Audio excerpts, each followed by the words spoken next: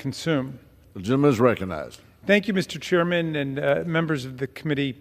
The last president tried to include a citizenship question on the decennial census in 2020 and tried to count only U.S. citizens for the purposes of census and reapportionment. And the effort failed miserably in court for obvious reasons. Section 2 of the 14th Amendment states that apportionment of seats in the House of Representatives is based on a count of, quote, the whole number of persons in each state, unquote. Persons being the all-encompassing category much larger than that of citizens. When the framers wanted to impose a citizenship requirement in the text of the Constitution, they knew how to do it. Take the President of the United States, for example. It says that you've got to be a born U.S. citizen in order to run for president. Some of the historians tell us that was because Thomas Jefferson was trying to block Alexander Hamilton from running for president. He was foreign born. But in any event, it was very clear that you needed to be a born U.S. citizen to run for president. For those of us in the House, it says we must have been a citizen for at least 7 years. So there are lots of citizenship requirements in the Constitution. There's no citizenship requirement for being counted in the census and for purposes of reapportionment. On the contrary, the census and reapportionment have included all persons, including non-citizens like permanent resident green card holders, since 1790. That's been the unbroken practice since the beginning of the Republic. And this point was made even more clearly and emphatically by the Supreme Court in its unanimous 2016 decision in Evanwell versus Abbott, rejecting precisely the argument my distinguished friend is trying to make. Like this legislation itself, Evanwell involved a challenge to congressional apportionment based on a total count of the entire population instead of a limited count of the total citizen or voter population. Justice Ginsburg held for a unanimous court that Section 3 of the 14th Amendment, quote, retained total population as the congressional apportionment base. She cited the speech made on this floor on the floor of the Senate by Senator Jacob Howard upon introduction of Section 2 of the 14th Amendment. Quote, the basis of representation is numbers. The committee adopted numbers as the most just and satisfactory basis, and this is the principle upon which the Constitution itself was originally framed, that the basis of representation should depend upon numbers. And such, I think, after all, is the safest and most secure principle upon which the government can rest. Numbers, not voters. Numbers, not property. This is the theory of the Constitution. My colleague needs to remember that when the Republic was founded, the vast majority of people were not citizens who could vote. Women could not vote. Children could not vote. Enslaved Americans obviously could not vote. So the census and the apportionment was for everybody who was here. That was the whole basis of the 3/5 compromise, because enslaved Americans were being counted too. What percentage should they count for purposes of reapportionment? Well, Congress arrived at 60%, 3/5. It was the southern states who were saying they should count completely for these purposes because they wanted the enslaved Americans to be enlarging and inflating the congressional delegations from the slave states. For these purposes, the northern states said no, they shouldn't count at all. They should count 0% in the apportionment, but they arrived at 3/5. But in any event, everybody agreed that everybody would be counted. And Justice Ginsburg included lots of decisive legislative authority like this, including the floor statement here in the House of Representative James Blaine, who stated that, quote, no one will deny that population is the true basis of representation. For women, children, and other non-voting classes may have as vital an interest in the legislation of the country as those who actually deposit the ballot. For all of you constitutional textualists out there, the plain reading of the text is clear as day. For all you originalists out there, the original purposes of the passage of the 14th Amendment have been carefully articulated by the Supreme Court on a unanimous basis and never rebutted. For all of you members who like to follow precedent, every apportionment since 1790 has included every single person residing in the United States, not just those lucky enough to have been given the right to vote. As the Evanwell Court noted, the 14th Amendment contemplates that, quote, representatives serve all residents, not just those eligible to vote. The constitutional meaning is indisputable, a point which settles this for those who actually want to follow the Constitution in all cases, not just when it favors our own preferred policy outcome. The House should be getting real work done instead of wasting more time on another mega bill that will never pass the Senate, let alone get signed by the president, much less approved by the courts. The bill is an insult, and it's an affront to the great radical Republicans who wrote the 14th Amendment. Their party was a pro-freedom, pro-union, pro-immigrant, anti-conspiracy theory, anti-know-nothing party that wanted to make sure everybody in the country was counted and made visible. The census is essential to democracy. Just as the framers endorsed Tom Paine's common sense, they endorsed a common census. But this bill would destroy the accuracy of the census, which may have something to do with its actual legislative motivation. In the 2010 census, the undercount of Hispanic citizens was 1.4%. In 2020, that number grew to 5%, with many observers crediting that jump to the Trump administration's simple attempt to add a citizenship question to the census and all of the intense publicity and rumor surrounding it. The addition of a question about citizenship will indeed deter many immigrants, including people who are permanent residents, including citizens, from completing the census. Many non-citizen immigrants who are seeking asylum or are refugees will avoid responding because of uncertainty over their status and fear of arbitrary law enforcement action. Extensive research over the last decade shows that many residents wrongly believe the Census Bureau will share their responses with other agencies. To be clear on this point, it does not. Federal law prohibits it, but that pervasive worry has prevented some people from answering questions about immigration status or responding to the census at all. Mr. Chairman, we strongly oppose this legislation as unconstitutional and unwise. It dishonors our own history and the values of the nation, and I will reserve at this point. The gentleman reserves. Thank you, Speaker. The gentleman from North Carolina observes that we don't have anybody wearing a black robe in the House of Representatives today, but you don't have to wear a black robe in order to read the Constitution, interpret the Constitution, and follow it.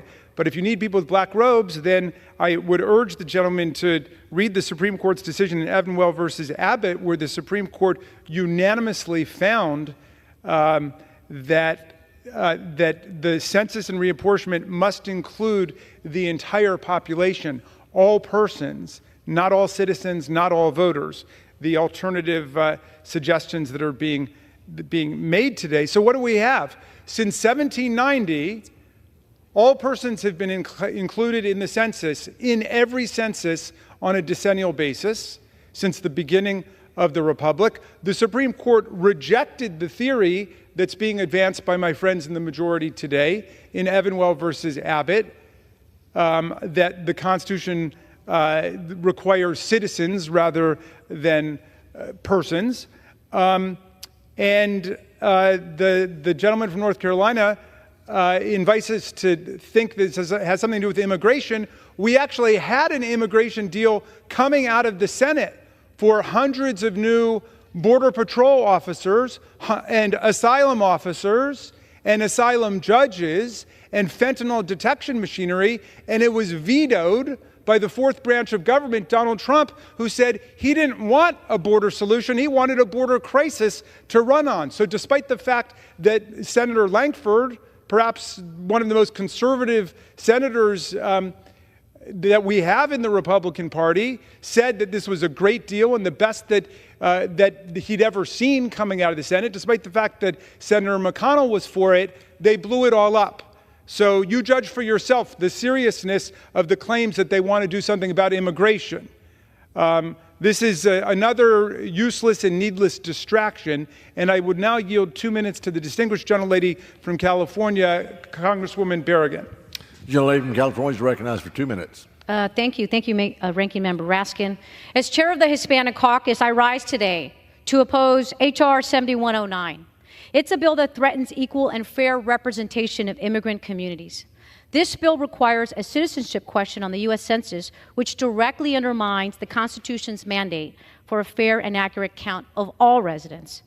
This requirement would deprive tens of millions of immigrants their rightful access to representation and resources, even though they pay taxes and contribute to our economy. A citizenship question would have a chilling effect on participation in the census. Its accuracy would be destroyed. The census count affects the federal government and the amount it appropriates funds and resources to our communities. Republicans are effectively saying, if you're not a citizen in this country, you don't count. Even legal permanent residents, you don't count. This is absurd. Let me be clear. Immigrants are the backbone of this economy. They work the fields, they build our cities, and they contribute tirelessly to the fabric of our society. They pay over $500 billion in taxes, including taxes for Social Security and Medicare, even though undocumented immigrants can't receive benefits. Yet, despite their invaluable contributions, Republicans want to deny immigrant communities access to even more vital services and resources that they help fund through their hard-earned tax dollars. As representatives of the people, it is our duty to ensure that all members of our communities are treated with dignity and respect.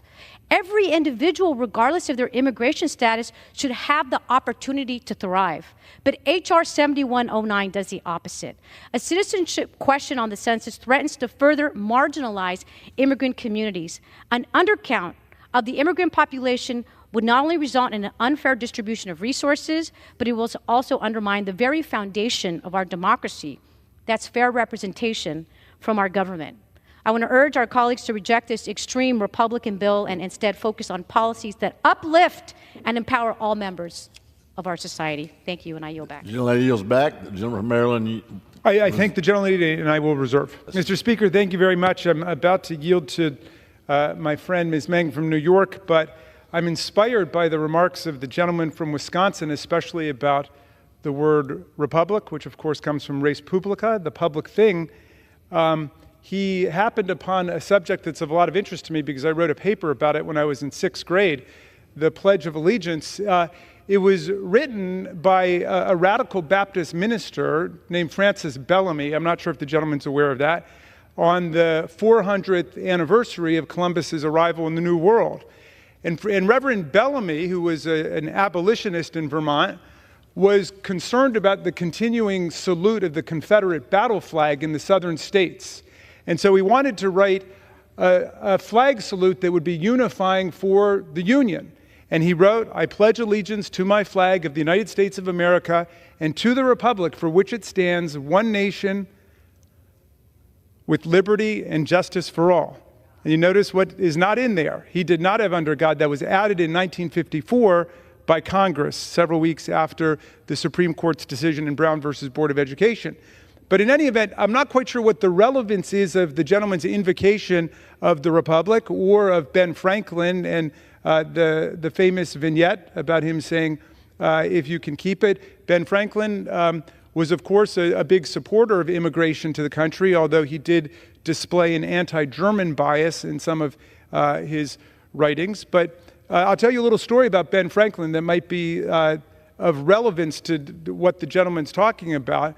Apparently, because I just did a tour in Philadelphia with the Ben Franklin people up there, and we learned this wonderful story. He made a loan to a friend of his for $100, and then he recorded in his diary that this gentleman he made a loan to for $100, Josiah, was always disappearing behind a tree or a building whenever Ben came along. And he finally caught up with him and he said, "Josiah, you know, I loaned you $100, and I'm wondering, am I going to be able to get my principal back, or at least the interest?" And Josiah said, "Well, Ben, look, the $100 is well invested somewhere else, so you don't have to worry about that." And Franklin said, "Well, what about the interest?" He said, "Well, I forgot to tell you that it's against my religion to pay interest, so I can't pay you the interest." So Franklin said, "You mean to tell me it's against your principal to pay me the interest, and it's against your interest to pay me the principal.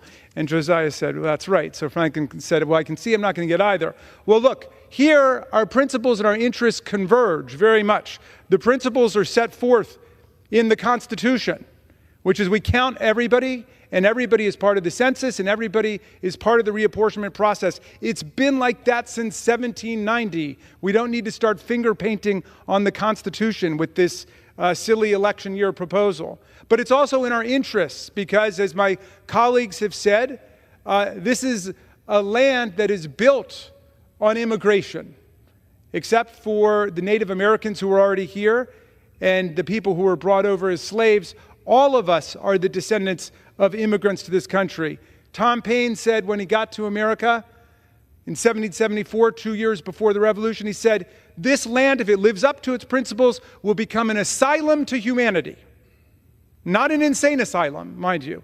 An asylum to humanity, a place of refuge for people seeking freedom from religious, political, and economic oppression. That's who we are. And every day I have in my office people from the hotel industry, people from the construction industry, people from the restaurant industry saying, we've got huge labor shortages. We need people in America. So I'm for a whole lot more lawful immigration to America, less unlawful immigration to America, like the deal that was worked out in the Senate that was rejected by the Republicans, and a lot less demagoguery about who we are as a country, because the census and reapportionment provisions in the 14th Amendment tell it all. This is a country that's for everybody, seeking opportunity and hope, willing to follow the law and follow our Constitution. With that, I will yield to the gentlelady from New York. The gentleman, how much time? 2 minutes. The gentleman who wrote the paper, 3 minutes. Yields the lady 2 minutes. She's recognized. Thank you so much, Ranking Member Raskin. Mr. Speaker, I rise today in strong opposition to H.R. 7109, the Equal Representation Act. The U.S. Constitution requires a count of the whole number of persons in each state. Counting every person has been the legal, historical, and constitutional practice ever since the first census conducted in 1790. A citizens-only census, as this legislation intends, is reckless, cynical, and frankly illegal. It is not the Census Bureau's job to keep track of immigration status. It is also not the Census Bureau's job to determine one's allegiance, just like the insurrectionists on January 6th. We have agencies for both of those tasks. The census guides more than $2.8 trillion a year in federal funding and is distributed to states, cities, and towns. This includes funding for Medicare, Medicaid, schools, roads, and other critical public services. And not counting every whole person may decrease federal money, even in some of my colleagues' districts. Non-citizens make up about 6.7% of our nation's population of 333 million people. They are our loved ones, friends, neighbors, and those who've been actively contributing to and participating in our communities for many years. Pretending that non-citizens do not live in our communities, and that's exactly what this bill would do, pretend, will only instill fear, force people into the shadows, and take critical federal funding away from the areas that need it the most. Throughout our nation's history, there have been several attempts at adding a citizenship question to the census, all of which have failed. As a daughter of immigrants and as the representative of a diverse community of constituents who have arrived from many corners of the world, I've adamantly fought against these attempts. In 2018, the previous administration attempted to add a citizenship question to the census, which Senator Hirono and I and others fought against in Congress. This was the gentlelady is recognized for 30 seconds. This was subsequently blocked by the Supreme Court. We cannot let this latest attempt succeed. Calling this legislation the Equal Representation Act is an oxymoron, and I am voting no and urge my colleagues to vote no. The gentlelady yields back. The gentleman reserves. The gentleman from Arizona is recognized. Mr. Chair, can I inquire what the balance of my time is? Recognized, and we're glad to see your head of hair too, Jamie. Thank you, Mr. Speaker. It's always great to be with my friend from Tennessee. Just two quick points on his always trenchant remarks. One is that one should be clear that under this legislation, they're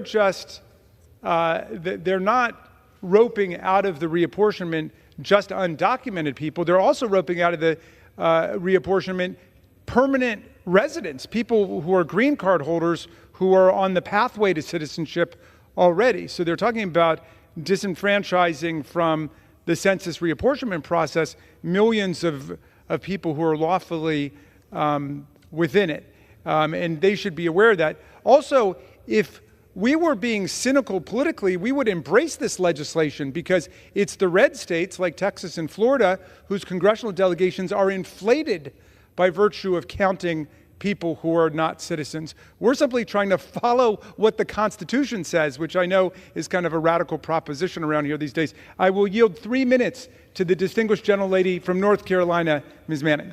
I'd like to thank my cousin, The Representative. gentlelady from North Carolina, my colleague, is recognized for 3 minutes. Thank you, Mr. Speaker, and I'd like to thank my cousin, Representative Raskin, for yielding me time. Well, we have wasted another legislative week on ludicrous messaging bills to defend the liberty of laundry and freedom for the fridge. Today, they're pushing a bill to upend our nation's process for collecting census data. Let's be clear, the so-called Equal Representation Act does nothing to live up to its name. In fact, their bill would result in the opposite.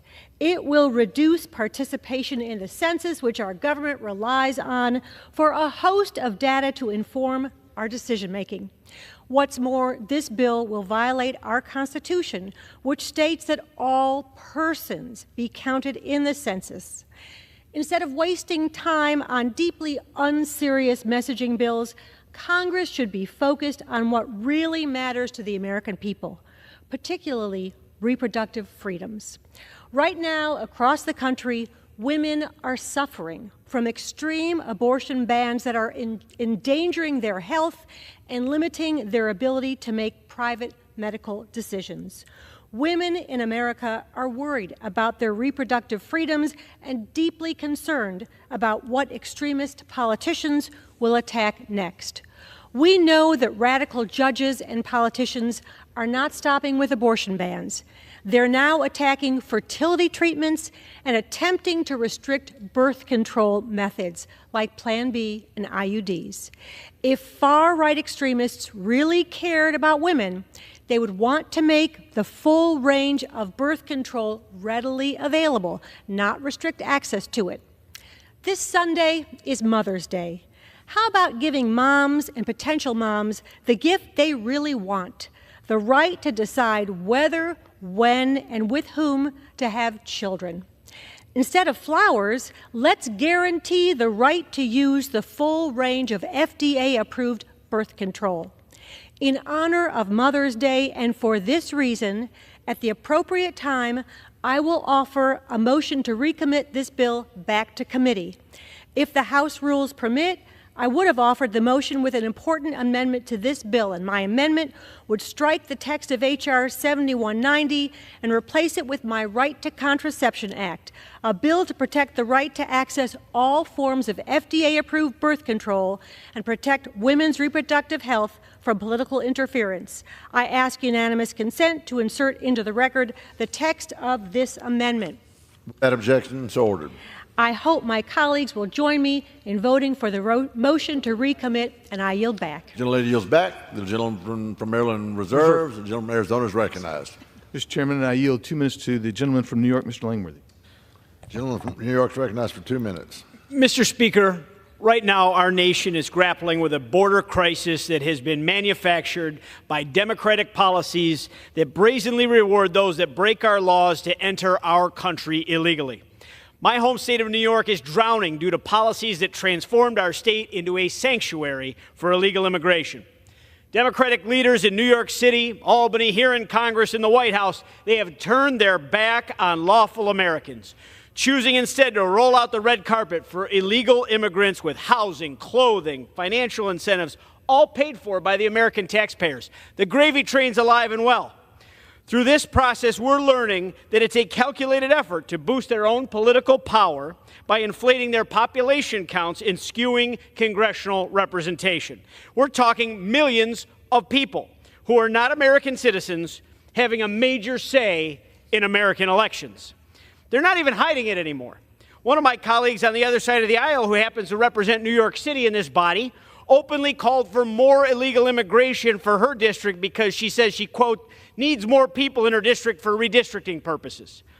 This absurd notion pushed by my colleagues across the aisle that these non-citizens should shape the future of our nation is completely unconstitutional. They are corroding the essence of American citizenship, turning it into a political commodity. The Equal Representation Act is our line in the sand. It is time to end the charade by rewarding states like New York and California for this reckless sanctuary antics that undermine our laws.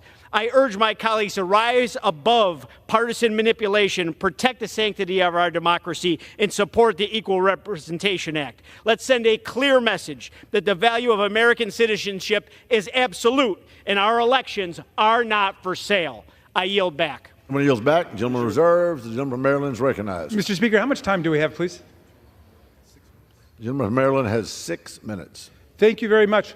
Look, if you strip away all the bombast and all the rhetoric, the gentleman just basically delivered a tirade about immigration, but never addressed the fact that their legislation is totally unconstitutional. If you want to deal with immigration, we had a bill, and the bill would have added hundreds of Border Patrol officers and asylum officers and judges.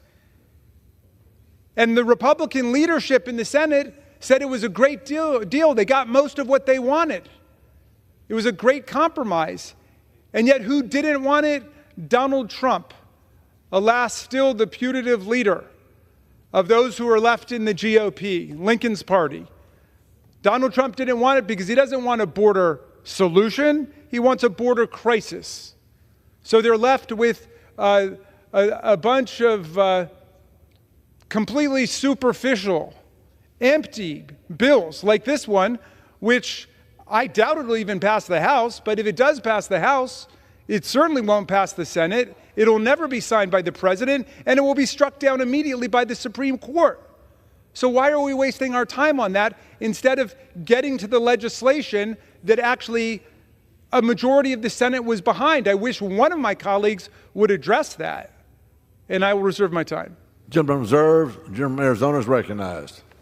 Thank you, Mr. Chairman. I now recognize and yield 2 minutes to the gentlewoman from Colorado, Ms. Boebert. The gentlelady from Colorado is recognized for 2 minutes. Thank you very much, Mr. Speaker, and thank you to Chairman Biggs for leading on this issue. I rise in support of the Equal Representation Act, which will add a citizenship question to the census and exclude illegal aliens from the apportionment base. It is past time we put America and Americans first.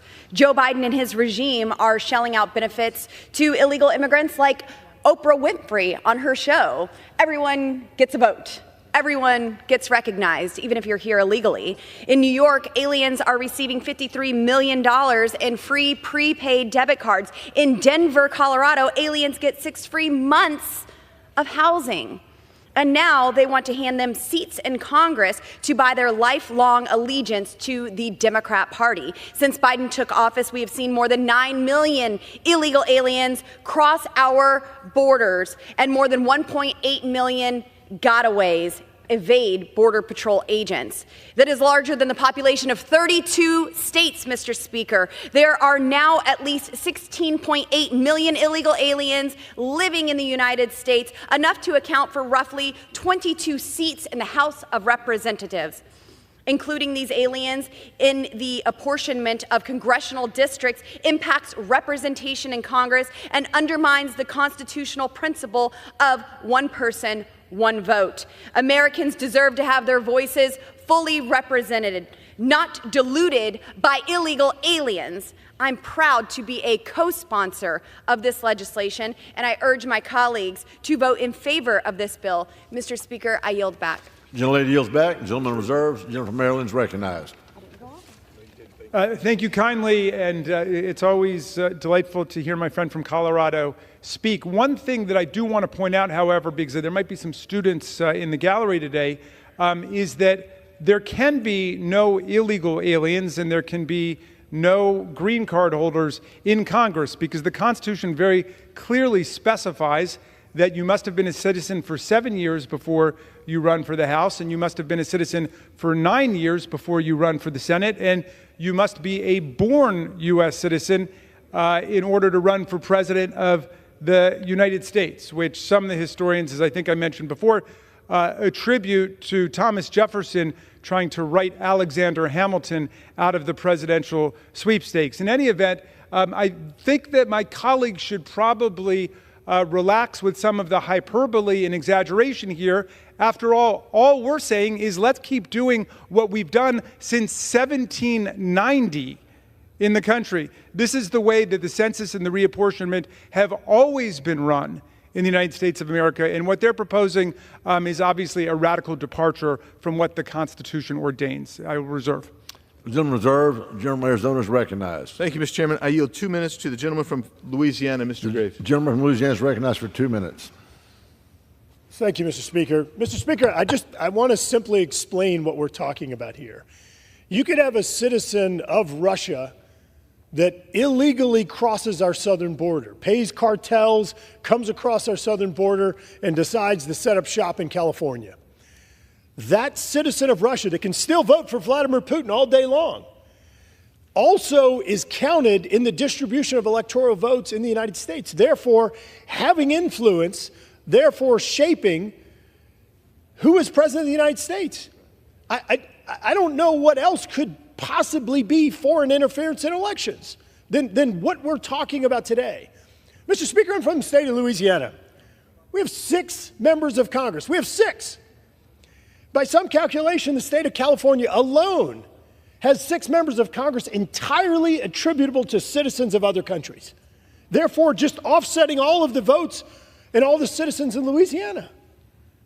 This is outrageous. To listen to people across the aisle talk about how this is inappropriate. No, this is exactly appropriate. This is exactly appropriate. As a matter of fact, the way that we count American citizens in our territories, you are giving a greater status to an illegal alien in the United States, a citizen of a foreign country, than you're giving to an American citizen. This is absolutely outrageous. To listen to people to try and argue and justify this. This is 100% about stacking the vote, about foreign interference in elections, about incentivizing sanctuary cities. That's what this does. It actually takes American taxpayer dollars through the formula funding influenced by the census, and it gives it to states that have illegal aliens. This is completely outrageous. I can't even believe we're standing here having this debate. Vote yes if you want Americans to be represented, and vote no if you think Russians and Chinese and others should be represented. I urge adoption of the bill. Gentleman's time has expired. He yields back. The gentleman reserves. The gentleman from Maryland is recognized. Mr. Speaker, thank you very much. I'm delighted to hear someone on that side of the aisle denounce Vladimir Putin, and I thank him for his remarks. We should definitely avoid putting in a president of the United States who looks up to Vladimir Putin and calls him a genius. But in any event, I could be persuaded by the gentleman's policy arguments, but then we've got to amend the Constitution. This is the way it's been done since the beginning of the Republic. The language in the 14th Amendment is perfectly clear that it's all of the persons of the state who have to be counted. I thought you guys were constitutional textualists. I thought you followed the language of the Constitution, the original intent of the Constitution, and the precedent that has been set. I could be persuaded by it. I don't like the fact that Texas and Florida, or any state for that matter, gets an inflated congressional delegation because of this reason or that. Let's have that discussion. But you got to amend the Constitution. You can't just say, well, I don't like what's in the Constitution, and therefore I'm going to ignore it.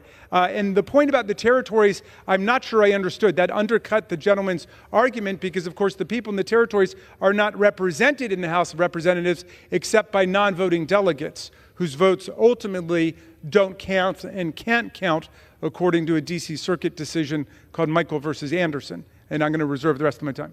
The gentleman reserves. The gentleman from Arizona is recognized. Thank you very much, Mr. Speaker. Well, why do you need to amend the Constitution if you can just go ahead and do it by statute here? That's rather curious. I think the gentleman doth protest a little bit too much. I admire the intellectual honesty in putting forth a constitutional amendment because that's precisely what needs to be done, and I'd be very happy to look at that and appreciate his candor in admitting that the Constitution needs to be amended in order to overturn more than 2 centuries of practice and everything the Supreme Court has ever said about the issue. It also should be clear to everybody that only U.S. citizens of majority may vote in federal elections. That's federal law. But everybody, including children who are U.S. citizens, are counted, even though they can't vote in federal elections. I'll reserve, Mr. Speaker. The gentleman from Maryland reserves. The gentleman from Arizona is recognized. Thank you, Mr. Chairman. I'm pleased to recognize the chairman of the House Judiciary Committee, the gentleman from Ohio, Mr. Jordan. For 1 minute. For 1 minute. The gentleman is recognized for 1 minute. I thank the gentleman for yielding, Mr. Speaker. If you went out on the street today and you asked someone anybody on the street, say, we do a census every 10 years, we count up the number of people in the country. Do you think it's okay if we find out how many of those are citizens? That person would say, well, yeah, but aren't you already doing that? That's what they would think. All this bill says is let's count persons, like the Constitution says, let's count everyone, but let's also find out how many are citizens, because that's what should determine how congressional representation, how apportionment is done. It is so darn simple. By the way, to my good friend from Maryland on the other side, we ask all kinds of other questions on the census anyway. What's wrong with asking sort of the fundamental question, are you a citizen of this great country, the greatest country ever? That's all this does. And that is important number to get, important information to get when you're figuring out who's going to represent how many congressional members from each of the respective states. This couldn't be more simpler. I don't know why they're opposing it, but they always do. I urge a yes vote and yield back. The gentleman yields back. The gentleman from Arizona reserves. The gentleman from Maryland is recognized. I reserve. The gentleman reserves. The gentleman from Arizona is recognized. I have no additional speakers. Is the gentleman prepared to close? Yes, indeed. Okay. Gentleman from Maryland is recognized. Well, I don't want to be in the position of lecturing my colleagues about something that they often like to say, but the Constitution is the Constitution, and nobody yet has laid a glove on the Constitution or explained how the Supreme Court erred in the unanimous Evanwell decision. None of them has been able to explain away the very plain language of the 14th Amendment, which says that it's all the persons of the states who are counted, not the citizens, and that's been the basis for both the census and the reapportionment since the country began. The